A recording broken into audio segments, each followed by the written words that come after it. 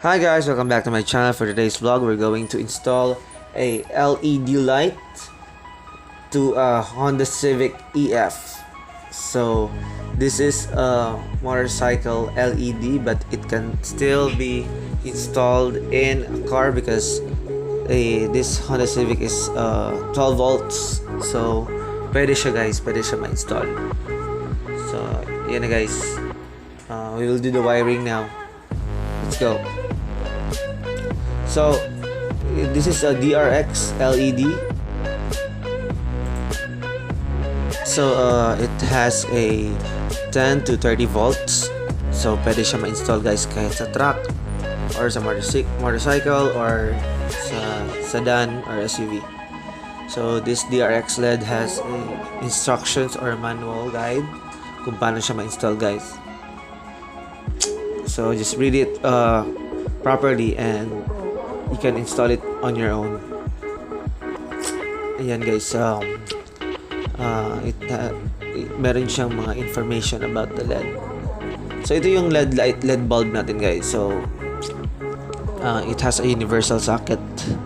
So yung socket ng Honda Civic is H4. Then it can be fitted.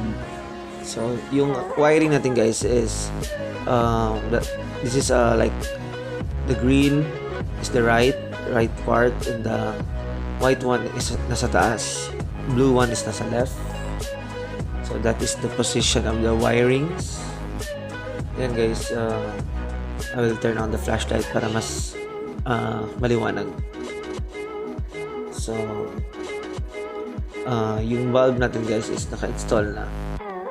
So make sure na nakakabit ng mabuti yung wirings natin para hindi siya mag-ground. So ito yung ano niya, adapter niya guys sa H4. So kung meron kayong ibang headlight size, pwede niyo siyang ma-change kasi universal size ito. So sa wiring naman, this bulb has a blower para hindi mag-init.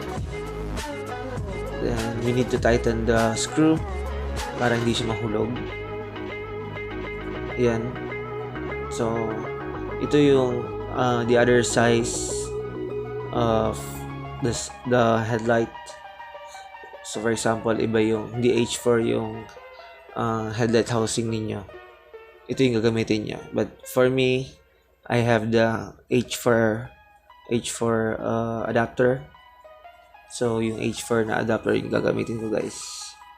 So kukunin ko lang yung adapter kasi yung napakita ko sa inyo is that was the first one, the right side, then the left side. Ito yung inaayos ko para ma-install yung H4 adapter natin. So ito na guys.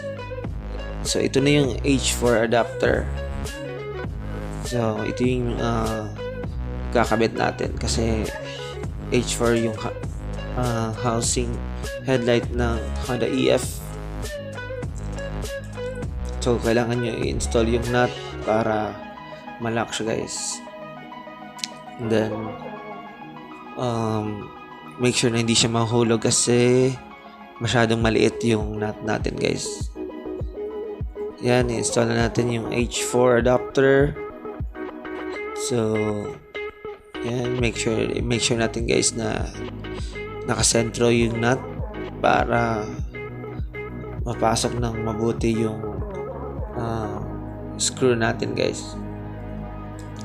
So iwasan natin na hawakan yung LED kasi baka masira guys. Yun, so make sure na it is properly installed para hindi siya mag-ground once naka-install na sa headlight. Ayun guys, so na-install ko na. Then yun, i-zoom ko lang. Yung socket natin is naka-tape na din para iwas sa ground.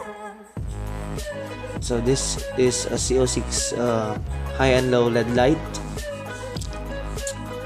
So this is like the cheapest way to have a LED light sa mga sasakyan, because this is where only for 300 pesos.